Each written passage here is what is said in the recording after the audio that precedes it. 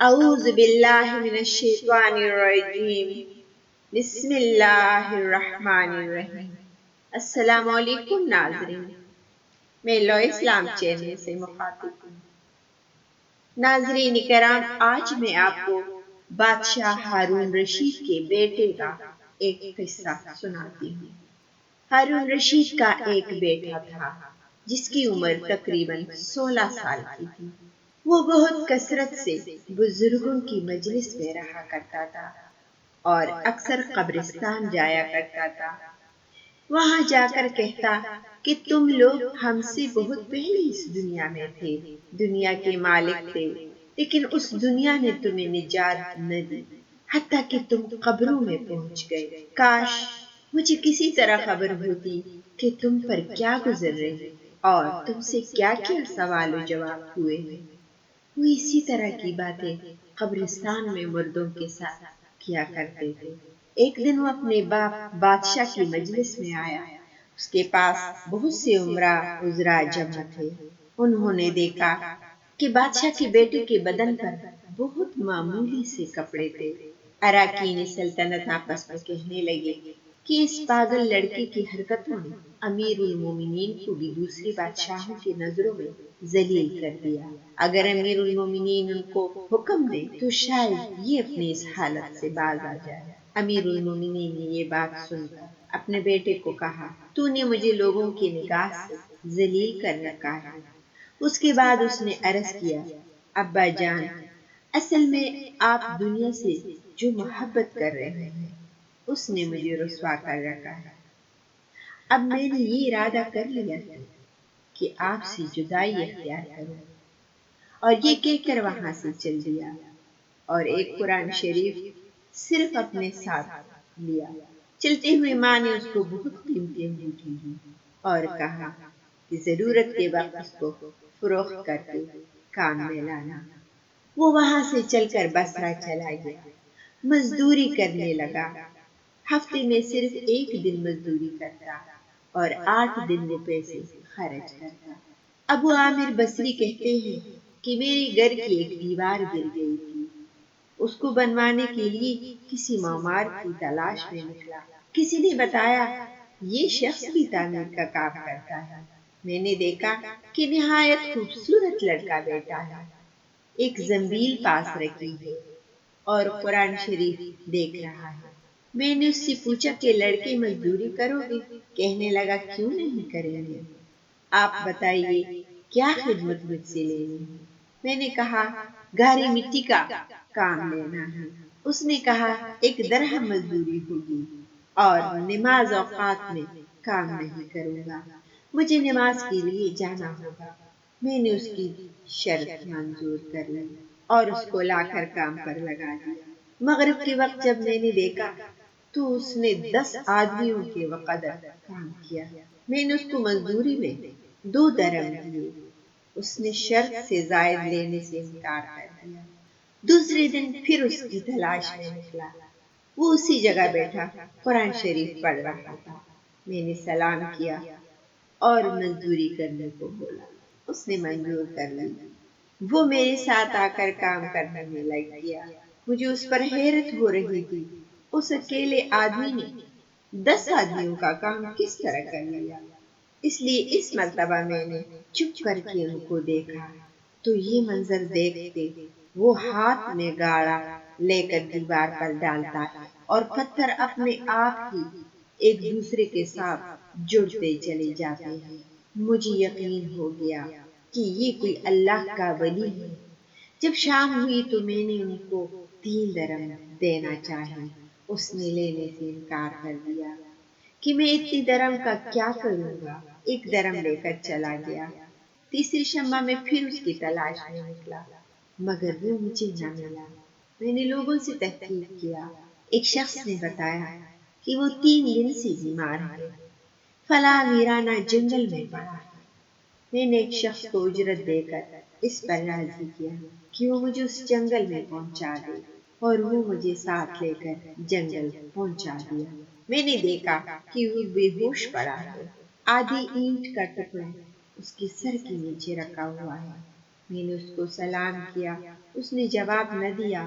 میں نے پھر سلام کیا، انہوں نے آنکھ کھولی اور مجھے پہچان لیا۔ میں نے جلدی سے اس کا سر اینٹ سے اٹھا کر اپنے گود میں رکھ لیا۔ میرے دوست، دنیا کی نعمتوں سے دھوکے میں نہ پڑ، عمر ختم ہوتی جا رہی ہے اور یہ نعمتیں سب ختم ہو جائیں گی۔ جب تو کوئی جنازہ لے کر قبرستان میں جائے تو یہ سوچتے رہا کر کہ تیرا بھی ایک دن اسی طرح جنازہ اٹھایا جائے گا۔ اس کے بعد اس نے مجھ سے کہا کہ ابو عامر، جب میری روح نکل جائے تو مجھے نہلا کر مجھے اسی کپڑوں میں دفن کر دینا۔ میں نے کہا، میرے محبوب، اس میں کیا حرج ہے کہ تیرے لیے کفن کا نیا کپڑا خرید لے آؤں۔ اس نے جواب دیا کہ نئے کپڑوں کے زندہ لوگ زیادہ مستحق ہے۔ اسی طرح حضرت ابوبکر صدیق رضی اللہ عنہ نے بھی اپنے وصال کے وقت فرمایا تھا۔ پھر انہوں نے کہا، یہ میری لنگی اور ایک لوٹا ہے، یہ قبر کھودنے والے کو دینا، اور یہ انگوٹھی اور قرآن شریف ہارون رشید تک پہنچانا، اور اس کا خیال رکھنا کہ خود انہی کے ہاتھوں میں دینا، اور یہ کہہ دینا یہ میرے پاس امانت ہے، اور وہ آپ سے یہ کہہ گیا ہے کہ ایسا نہ ہو کہ غفلت اور دھوکہ کی حالت میں آپ کی موت آ جائے۔ یہ کہہ کر ان کی روح نکل گئی۔ اس وقت مجھے معلوم ہوا کہ یہ لڑکا شہزادہ تھا۔ اس کے انتقال کے بعد اس کی وصیت کے مطابق ان کو دفن کر دیا گیا اور دونوں چیزیں گورکھن کو دے دی۔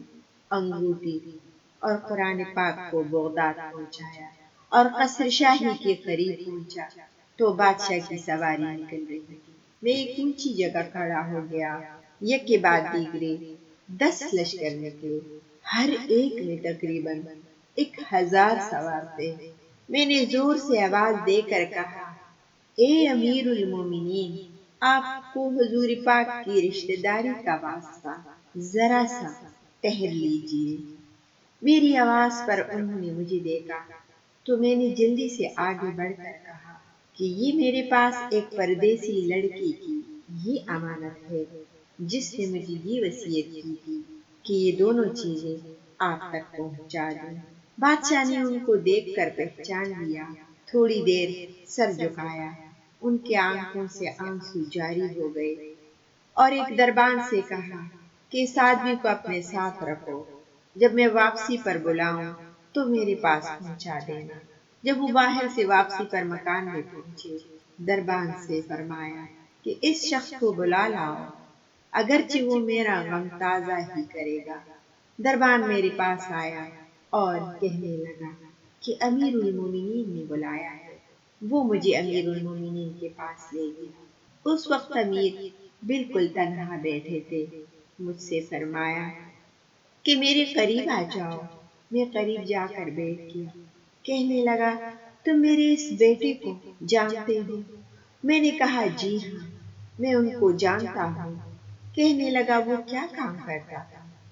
میں نے کہا، گاڑی مٹی کی مزدوری کرتے تھے۔ کہنے لگے، تم نے بھی مزدوری پر کوئی کام اس سے کروایا ہے؟ میں نے کہا، کروایا ہے۔ کہنے لگا، تمہیں اس کا خیال نہ آیا کہ ان کو حضور پاک سے رشتہ تھا اور یہ حضرت عباس کی اولاد ہے؟ میں نے کہا، امیر المومنین، معذرت چاہتا ہوں، مجھے اس وقت اس کا علم ہی نہ تھا کہ یہ کون ہے۔ مجھے اس کے انتقال کے وقت ان کا حال معلوم ہوا۔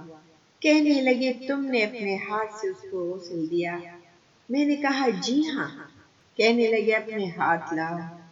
میرا ہاتھ لے کر اپنے سینے پر رکھ دیا اور چند شعر پڑھے جس کا ترجمہ یہ ہے، وہ مسافر جس پر میرا دل پگھل رہا ہے اور میری آنکھیں اس پر آنسو بہا رہی ہیں، اے وہ شخص جس کا مکان یعنی قبر دور ہے لیکن اس کا غم میرے قریب ہے۔